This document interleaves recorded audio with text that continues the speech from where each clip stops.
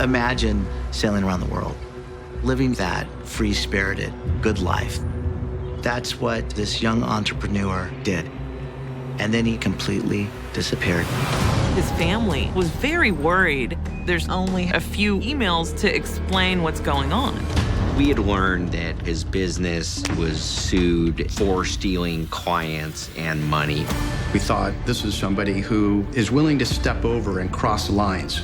It is possible that he did get a little scared and needed to escape.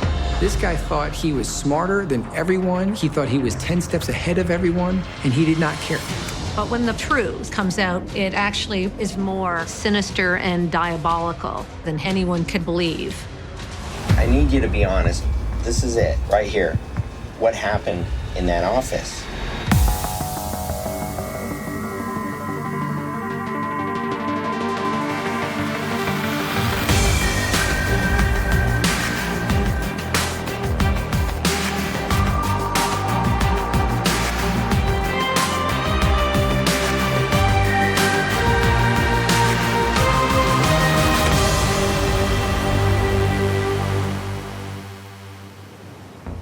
At People magazine, we were really drawn to this story because it's a case about ambition.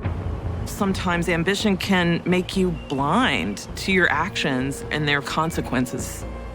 It can also make you blind to the company that you keep.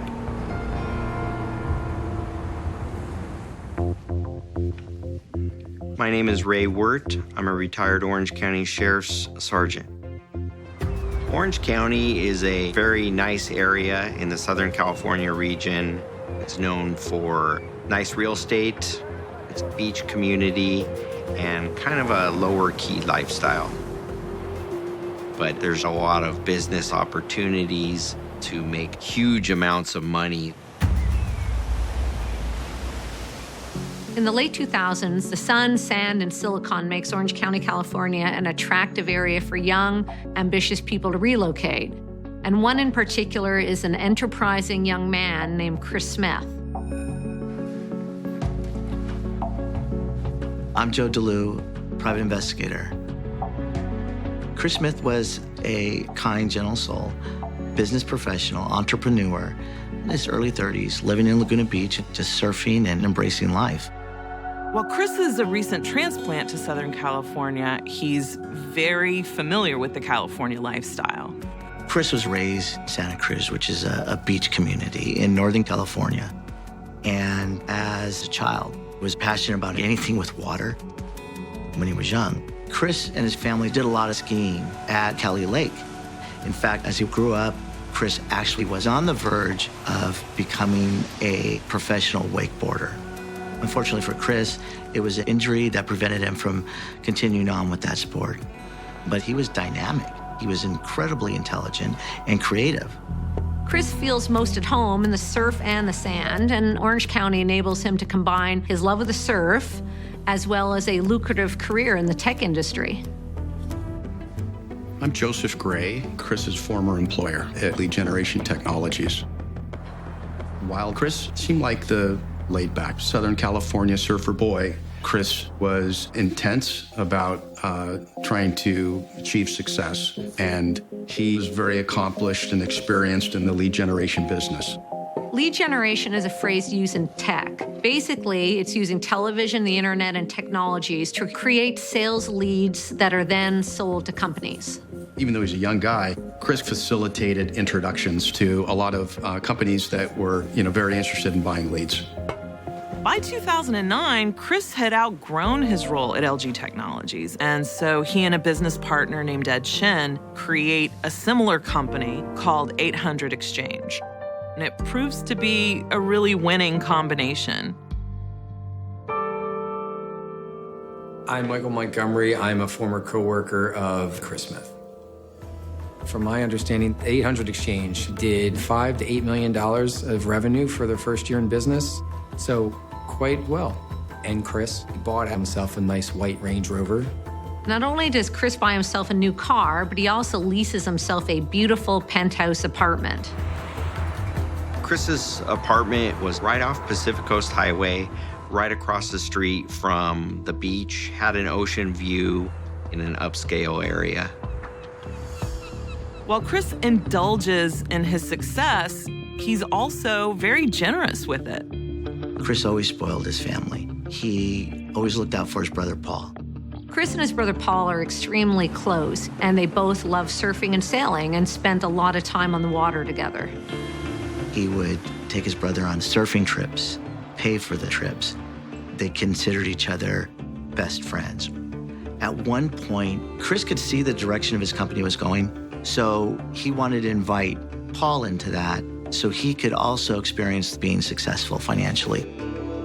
Paul accepts Chris's offer and decides to join 800 Exchange, working in client relations. Chris enjoys success, but everything comes at a price. Less than 2 years into his business partnership, he's looking to get out before he goes too corporate. Chris resisted corporate America. He wasn't like his business partner, Ed, where he wanted to sport the suits. He was kind of free-spirited. He envisioned working really hard for a period of time and then selling the business and call it sailing off into the sunset, if you will. So in early June of 2010, Chris makes arrangements to sell his share of the business to his partner, Ed, and to use this new windfall to travel and surf the world. And it would seem that Chris wastes no time in taking his newfound fortune and literally sails off into the sunset with nothing but a few emails to explain. The first initial email was sent June 10th, 2010 to the family, Mom, Dad, and Paul. And it stated, I'm taking my share of the money. I just need to escape. I'm selling everything and then sailing around the world. I'm going on this adventure. I'm going to go surfing. And when the time is right, we'll all get together again. Chris's parents, Steve and Debbie, knew that Chris was that free spirit and would change in direction in his life that would be spontaneous. And while this was all of a sudden, they were happy for him. And although this wasn't even mentioned to Paul the week before, Paul knew that Chris had been talking about doing something like this for a while. And so the email wasn't completely surprising. As Chris is traveling to far and exotic locations, he's keeping in touch with his family just through emails. As the days and weeks went on, Chris was writing to them, I'm having such a good time. It's beautiful here. I might not come back. After several months of having email exchanges, the family, obviously, they were a close-knit family. They wanted to hear Chris's voice. His dad, Steve, writes, call your mother. She needs to hear your voice. Debbie, the mom, writes, I miss you. I love you. I want to see you. Send some pictures. The responses that they would get back is, there's no cell service, there's no ability for me to call. I'm in areas where phone service is not available. It was unusual for him to be that disconnected, but at the same time, it was like, good for Chris. This is wonderful because he seems happy. But by the fall, the emails took a darker turn. Chris wrote, I'm thinking about doing the unspeakable. I've even thought about killing myself. That would scare any family. Paul is really worrying about his brother, so he tries to make plans to connect with Chris for a surfing trip in Costa Rica, and Chris emails him that he's made all the arrangements.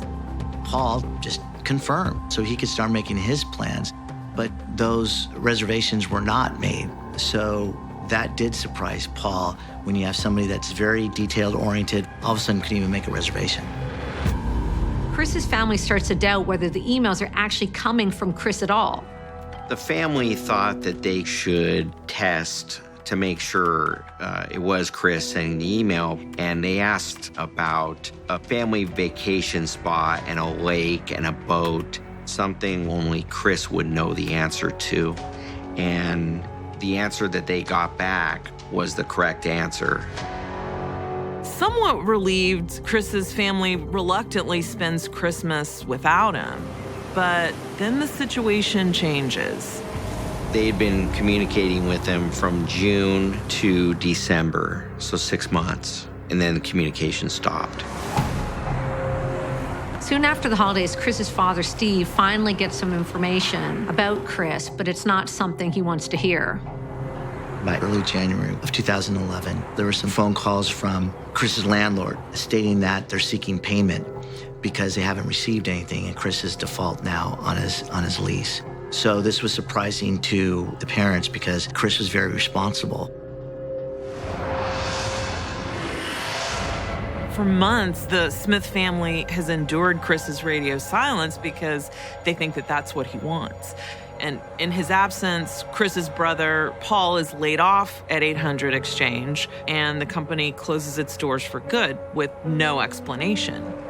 It's just another thing that the family finds confusing and disheartening. So by March of 2011, Chris's family is done waiting for him to return. Christopher's parents submitted a lot of information to the State Department in hopes of trying to find their son. Chris's family's hoping to find out the last country his passport was used in to give them an indication of where he might be. But the answer they get is absolutely devastating. The State Department had no record of Christopher going overseas.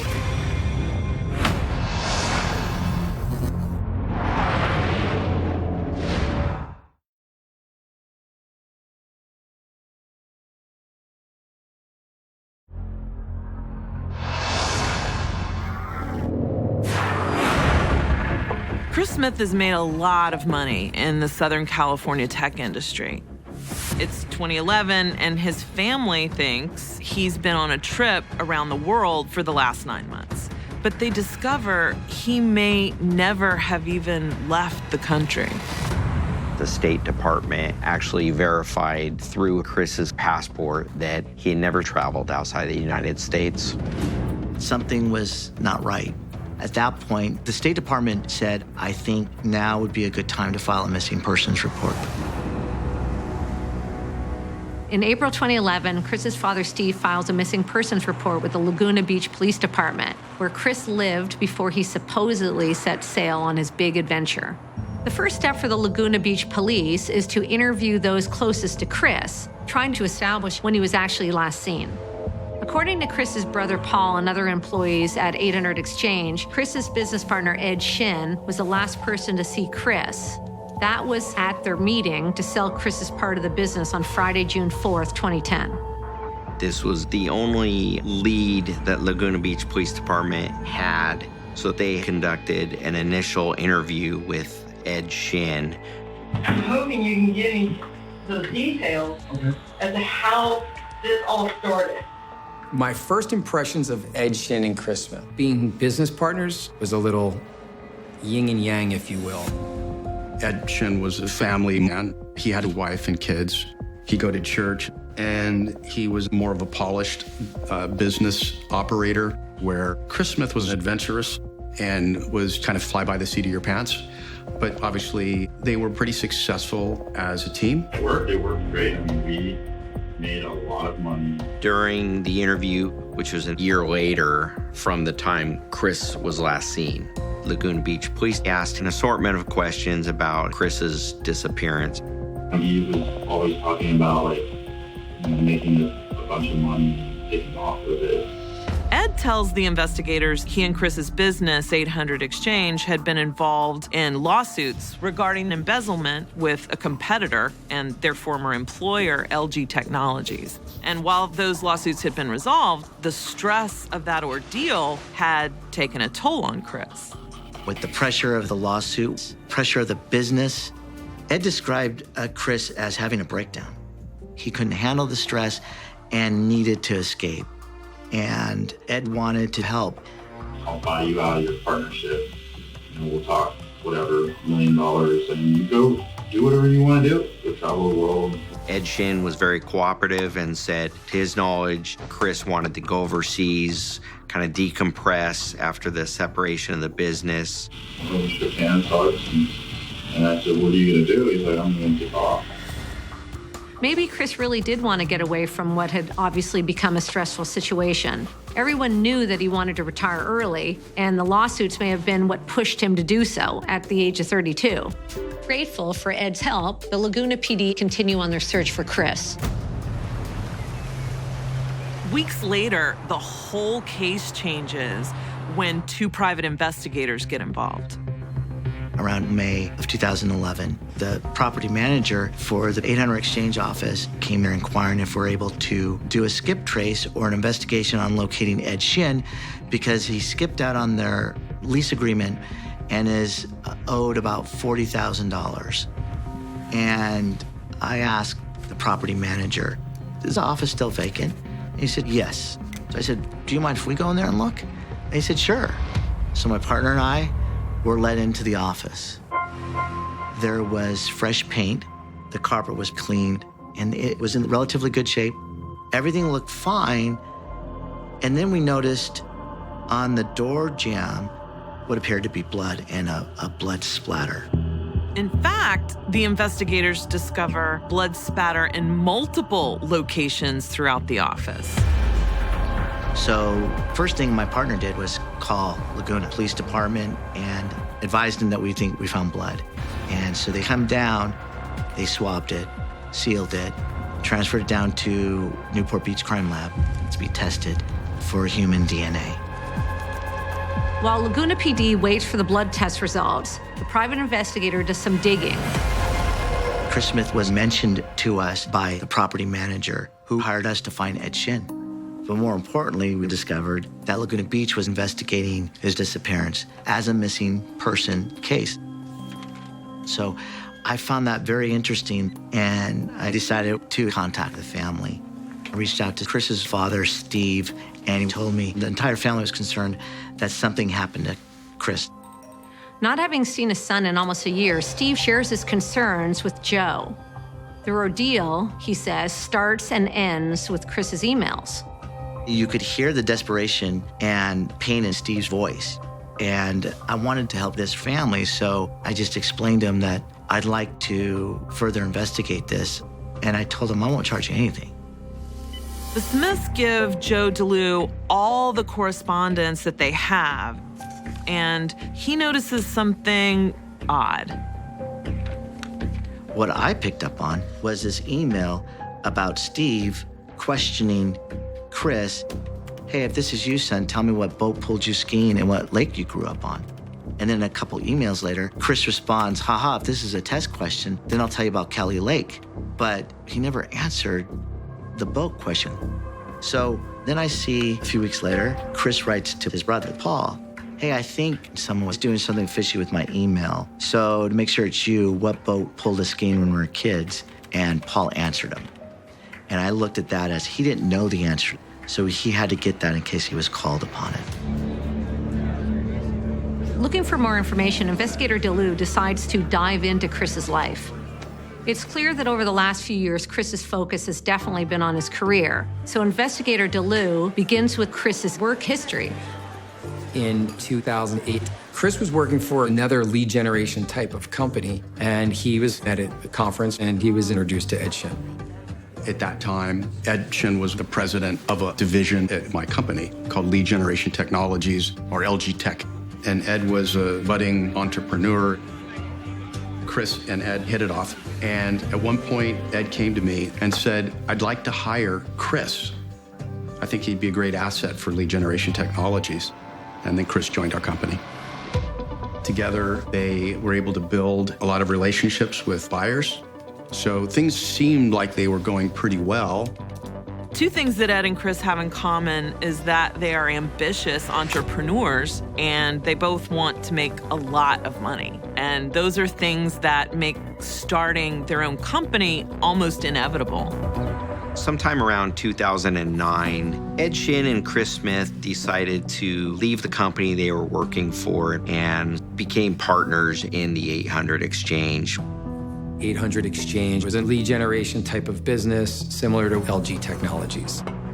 In 2009, Chris and Ed's new joint venture really seems to be a success right out of the gate, and that was looked at suspiciously.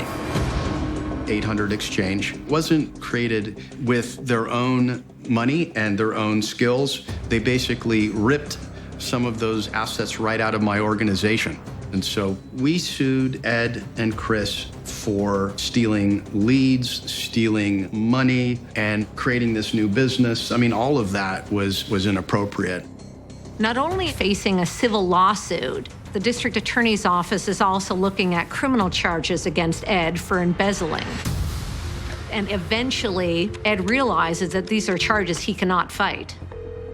Ed was given house arrest, and close to $1 million in restitution was going to have to be paid back for Ed to stay out of jail. While the punishment is on Ed's shoulders, it was evident that Chris was very worried about his own future. At that point, it is possible that maybe Chris did get a little scared, sold his half of the business, and was escaping any further criminal and civil litigation. While the private investigators continue to dig, the test results come back for the blood recovered at the former 800 Exchange office. The Newport Beach Crime Lab tested it, and it came back positive for human blood. At that point, the sheriff's department took over the case. After the discovery of the human blood, the Orange County Sheriff's Department does a full forensic examination on the 800 Exchange office. We found a lot more blood evidence located at the office. The crime lab discovered that there was blood splatter on the ceiling in 3 different rooms. It was all over the place.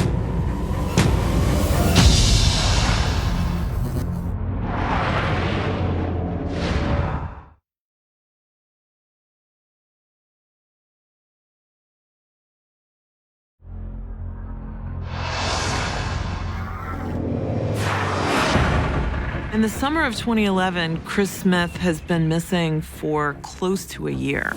Investigators have found human blood in his old office in 3 rooms, on the ceiling and on the floor. The bulk of blood was found under the carpeting and all the way down on the concrete below the carpet and the carpet padding. The blood is immediately sent to the Orange County Sheriff's Lab in an attempt to identify the person or persons it belongs to. It doesn't take long to find a match. Every bit of the blood found in 800 Exchange was identified as Chris.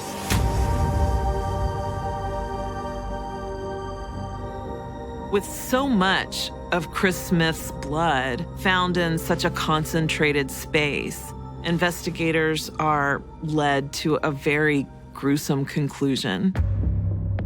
It was apparent that Chris Smith was no longer alive and that this was a murder investigation. At that point, the family realized their worst nightmare. Chris was never coming back. And realized the eerie thing about that was it couldn't be Chris that sent the emails. There was a different author behind the emails. Through our computer experts at the Sheriff's Department, the IP addresses of the origination of the emails were confirmed to be not overseas, but localized in Southern California. At that point, investigators set out to track down who is impersonating Chris Smith. The Sheriff's Department, at first, wondered if Chris's brother Paul had anything to do with this supposed death. Paul Smith, who's the brother of Chris, also is working at 800 Exchange, and he also lived in Southern California. But they find no evidence to believe that Paul or his family had anything to do with it. And so they looked at Chris's apartment, searching for clues, but it's been vacant for months. The apartment manager said that they did see Chris's Range Rover just outside the apartment in kind of a common parking area within a week or 2 after June 4th, which was when Chris was last seen, but then never saw it again. Shortly after that, my partner and I decided to go to Carfax, saw that it was serviced at a dealership up north, and we pulled up that dealership information on the website, and there was Chris's car being advertised as the car of the month. This realization baffles investigators. How on earth did Chris's Range Rover make it 400 miles north to the San Jose area? At that point, investigators went up and collected the car, and we had learned that Chris's Range Rover had been repossessed up in the San Jose area. Then the car was sold at auction to the car dealership. Investigators canvassed the neighborhood where the car had been recovered.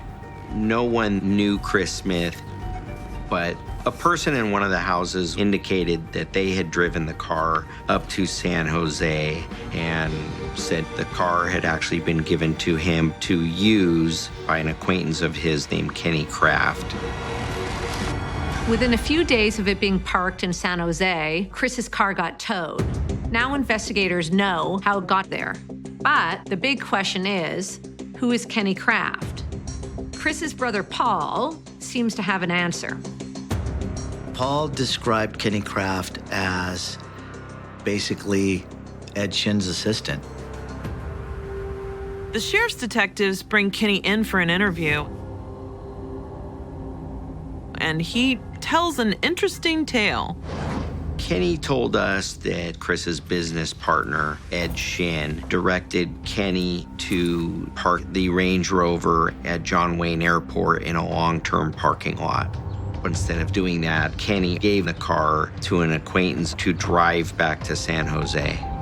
In addition to the car, Kenny explains that he was given the keys to Chris's Beachview apartment in the fall of 2010, months after Chris was last seen. According to Kenny Kraft, Ed explained that this is a corporate apartment, so you can live here for a while. Kenny Kraft's lifestyle was very transitory. He was into surfing. If he could find a couch to live on for a week or a room to live at for a month, he would take advantage of those opportunities. So Kenny Kraft ended up staying there in Chris's apartment for months. If investigators are to believe Kenny's story, that would implicate Kenny's boss, Ed Shin, who's currently under house arrest. He's guilty of stealing and embezzlement and owes almost $1 million to his old boss. But it's a big leap from white-collar crime to murder. Detective Wirt decides to review the bank books of the 800 exchange, and he discovers that Chris Smith was never paid the buyout money that he was supposed to be paid by Ed Shin, although Ed previously told investigators that he had been. Something wasn't right, and Detective Wirt made Ed his prime suspect. I wanted to conduct surveillance to gather more evidence against Ed Shin, and we conducted extensive physical surveillance from morning to night, and were able to get a pretty good picture of Ed's movements and whereabouts. But soon, Ed Shin does something that no one expected. On August 28th of 2011, I was notified that Ed Shin was boarding an airplane at Los Angeles International Airport to fly to Canada. And I believe that this was because Ed Shin was preparing to flee the country. In fact, he was already on the airplane sitting in his seat, preparing for takeoff.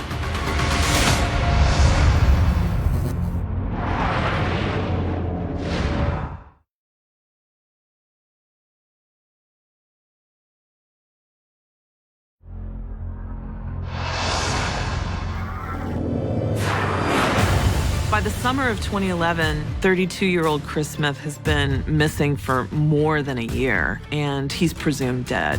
And it looks like the main suspect in Chris's murder, his business partner, Ed Shin, is trying to make a getaway. I decided to arrest Ed Shin at that time because I believed he was preparing to flee the country. In short order, Ed Shin is in handcuffs and sitting in an interview room.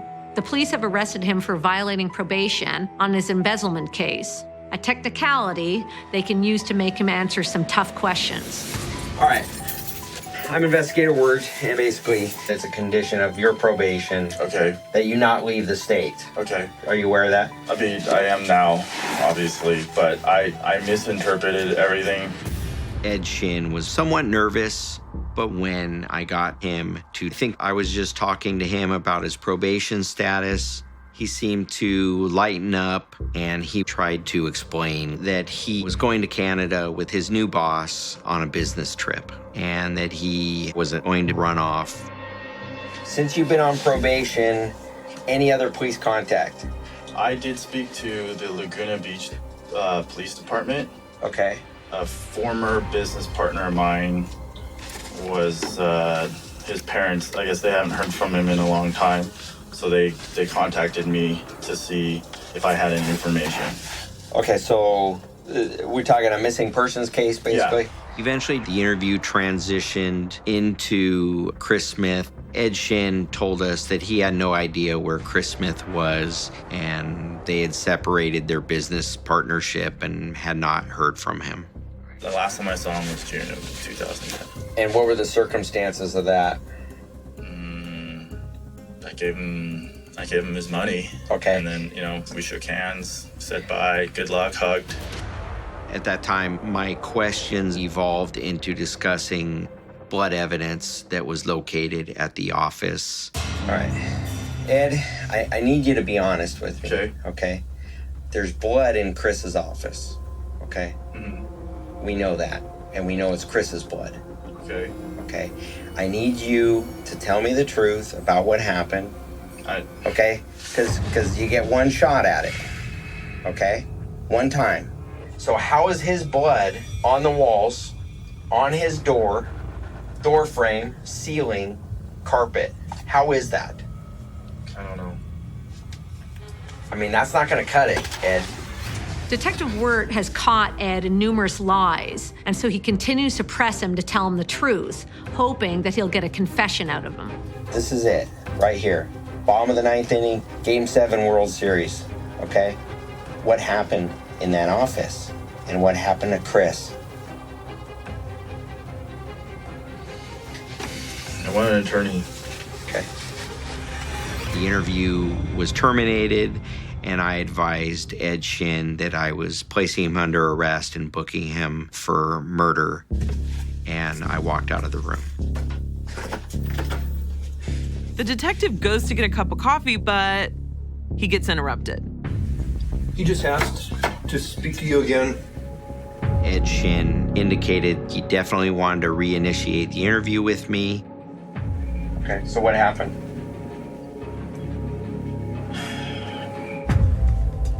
Ed told me the late afternoon of June 4th, 2010. He and Chris had scheduled a meeting to finally come to an agreement of separation of the business. Things were tense around the office, definitely, because the lawsuit was just taking its toll.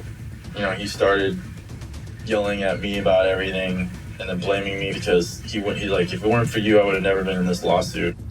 Ed said as the conversation progressed, Chris became more confrontational. He got up in my face, and I said, dude, you need to sit down because this is not going to end well. And that's when he grabbed me, and then before I knew it, we were throwing blows. Ed claims that they were struggling and eventually ended up in Chris's office where they jumped on his desk. And we kind of almost like two rams collided on his desk. That's when I think his head hit the desk, the corner of the desk. And then there's just blood everywhere. And he definitely wasn't moving, so at that point I felt like he was probably dead. And I freaked out. Ed tells detectives that after Chris accidentally died, he totally freaks out and ends up calling a friend of his in Las Vegas. There's a guy in Vegas that I know that's a very, very, shady type character. And we talked. He said he would call somebody Ed claimed he had called a gentleman by the name of Johnny Vegas about trying to find someone to clean up the scene. Ed says that Johnny put him in touch with a man whose name Ed didn't know, who spoke with an Eastern European accent. Ed says that he met this man on a street corner, paid him thousands of dollars in cash, and the next day, Chris's body was gone. Did this guy tell you where he put the body so you could at least maybe pay your respects or do something like that? I never spoke to the guy again. Ed said he never was told where the body was. Now, what about the emails to the family and all that? Was that you sending the emails? Yes. Finally, more than a year after Chris Smith went missing, authorities have confirmed that it was Ed all along. And understandably, Chris's family is devastated. That's a horrific realization. Once Ed had confessed to killing Chris, I'm sure that the Smiths felt some sense of guilt for not trusting their own instinct and questioning, should they have reacted sooner? But again, you have to remember that they believed that Chris was writing to them. Police charge Ed Shin with murder for financial gain and hold him without bail. Now they need to confirm or disprove his story, and they start with Ed's mysterious helper, Johnny Vegas. Soon after that, we located Johnny Vegas in Nevada, and I flew up and interviewed him the next day. And it was extremely surprising to hear what he had to say.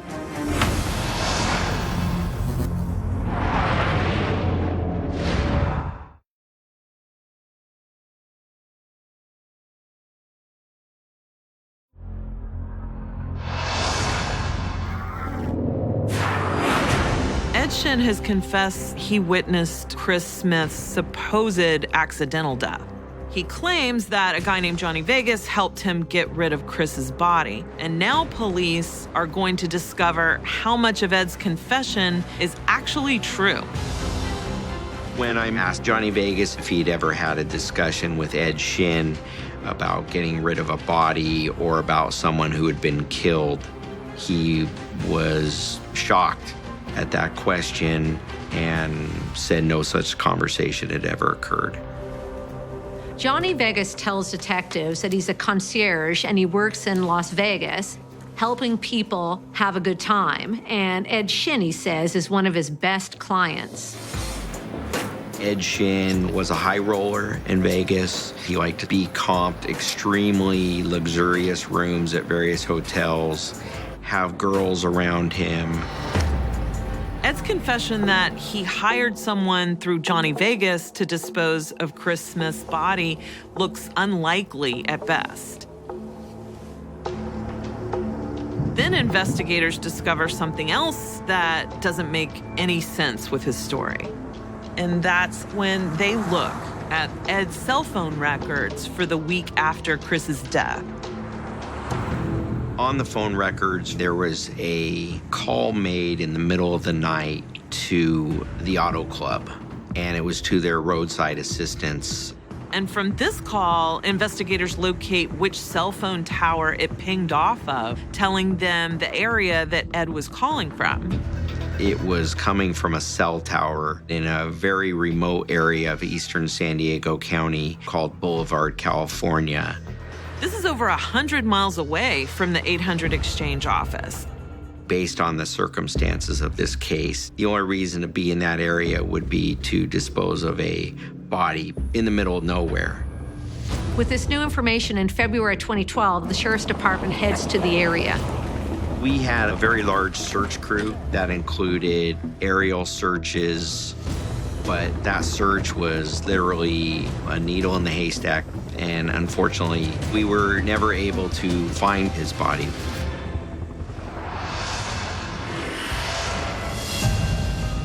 Ed Shin pleads not guilty, and after 6 years, he finally goes to trial in 2018. When Ed Shin takes the stand, he sticks to the same story he told detectives years before. How did he grab you? He made a move towards my throat. Did he place his hands on you? Yes. Ed claims this fight was a mutual combat. He never admitted to an actual murder, and the death was completely accidental. But based on the forensic evidence and the totality of our investigation, I believe that on the late afternoon of Friday, June 4th, 2010, when Chris came into his office, the employees at 800 Exchange had already gone home for the week, and Ed was waiting for Chris. Ed promised to pay Chris $1 million, but Ed had made restitution payments to my company of close to $1 million to stay out of jail. So I'm sure that he didn't have the money to pay Chris. And how convenient that you can just solve all those problems with a murder. I truly believe that Chris was taken by surprise. And Chris was fighting for his life, just trying to get away. That's why it might explain different locations of the blood, which leads to Chris's office, where Chris Smith was beaten brutally and murdered. Police believe that after Ed Shin killed Chris, he emailed all of his employees and told them to work from home in the coming week. And he used that time to dispose of Chris's body in the desert and clean the office. In the following months, Ed Shin proceeded to instruct Kenny Kraft to get rid of Chris's car and live in his apartment, while Ed impersonated Chris, all in an effort to hide his dark secret. We, the jury, in the above entitled action, find the defendant, Edward Young-hoon Shin, guilty. On December 3rd of 2018, it takes a jury less than an hour to convict Ed Shin of first-degree murder. I don't believe they were ever really friends. I think Chris thought they were friends, but money comes before anyone for Ed.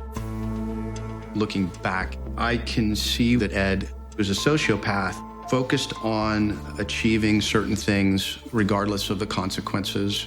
And fortunately, Ed is finally in a place where he can't hurt anyone else.